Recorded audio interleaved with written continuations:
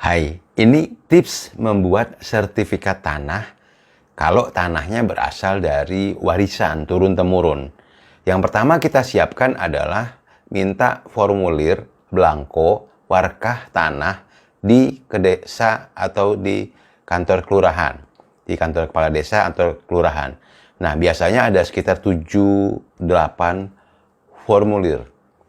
Nah, dari situ nanti kita lengkapi formulirnya. Biasanya isinya itu ada surat pernyataan penguasaan tanah sporadik, ada surat keterangan riwayat tanah, ada pernyataan batas-batas kiri kanan, utara timur barat selatan, ada juga surat pernyataan tidak sengketa, ada juga formulir-formulir lainnya.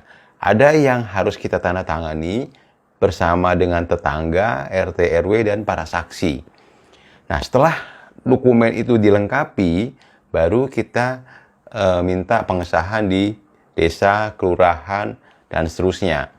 Siapkan juga bukti pembayaran SPPT PBB, dan kemudian kalau misalnya kita mesti bayar bea perolehan hak tanah dan bangunan, kita juga harus bayar. Setelah itu, setelah lengkap, semua tanda tangan diperoleh, semua keterangan dokumennya dilengkapi, kita bawa ke kantor Badan Pertanahan Nasional untuk didaftarkan tanah kita.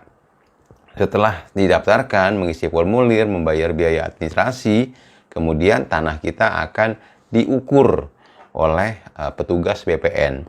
Kita akan membayar sejumlah biaya untuk biaya pengukuran, transportasi, dan kemudian mereka akan melakukan penilaian, pemeriksaan, verifikasi terhadap permohonan pendaftaran tanah tadi.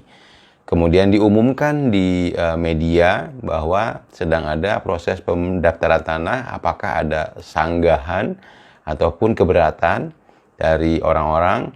Jika itu tidak ada tanggapan, tidak ada sanggahan, tidak ada keberatan, maka proses akan diteruskan ke surat keterangan pendaftaran tanah SKPT. Nah, dari situ nggak lama akan terbitlah sertifikat tanah kita.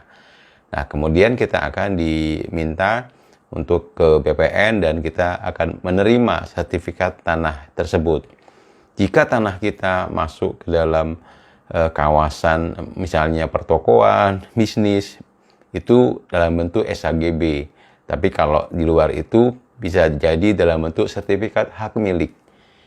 Itu ringkasnya, tapi kalau untuk lebih jelasnya silakan hubungin kantor Badan Pertanahan Nasional BPN atau lihat di searching di internet atau tanya RT RW. Hati-hati terhadap oknum yang mengatasnamakan petugas, yang bilang bisa bantu, yang bilang akan akan mendampingi. Hati-hati. Setiap biaya yang dikeluarkan minta kwitansinya supaya kita aman. Terima kasih. Salam UMKM, salam perbankan yang sehat dan kuat.